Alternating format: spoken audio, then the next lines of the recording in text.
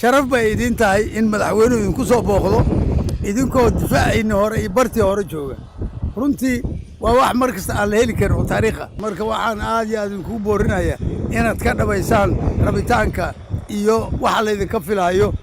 ee dhammaan madaxweynuhu idinka filaayo annaga idinka filayno dhammaan xoogga dalka Soomaaliya idinka filaayo ummadda Soomaaliyeedna idinka filayso dadka magaaladan jooga dhibaatooyin badan baa ku dhacday 10 jeer baa unimi waa ka noqonay markaa ma noqonayn lagama yaabo inaan noqon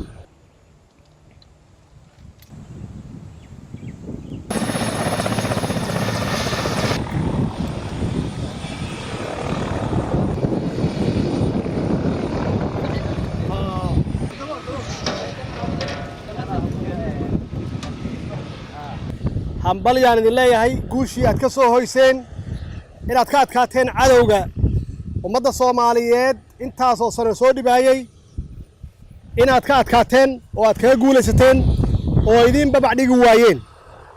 oo ay iska kiin maxaan ku difaaci waayeen markaad meeshaan timaadeen waa carareen Soomaha waa dhaqankay leeyihiin marka waxaa loo baahan yahay sidii aad magaaladan uga erideen Sibiid iyo Caanool aad uga erideen oo aad uga adkaateen inaad u difaacataan magaaladan shacabka magaaladan degan oo muddo dheer ay gumaysi ku hayeen aad ka difaacdaan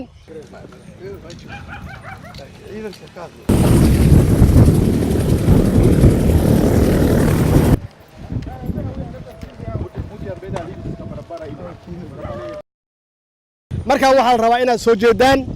inayna seexan inaad meeshay joogaan aad ugu tagtaan oo aydan halkan ku sugin haddaad soo jeedaan ood u diyaarsan tihiin inaad difaacdaan shacabkiina inaad difaacdaan idiin soo bawac dhigi maayaan waa fulayo waxay yaqaanaan inay shacabka qarxiyaan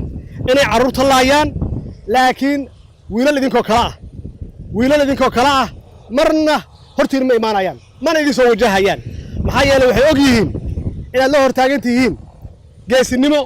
magaaladan kama tegayno kaliya maaha waa soconaynaa waxaan ugu tagaynaa meel kasta ay joogaan annaguna waa idin garab taagannahay ma maqlaysaan annaguna waa idin garab taagannahay waa idin soo booqanaynaa ciidamo kale idinku soo kordhinaynaa waa bacsanaynaa ilaa ay tirtirmaan marna ma yeelayno marna ma u dul qaadanayno inta ay meelahan ka tagaan oo ay ku samaystaan wixii la qarxinayay oo ay maatida iyo carruurta ay maxaan ku rahdaa ku laayaan oo hantida ku burburiyaan ka yeeli mayno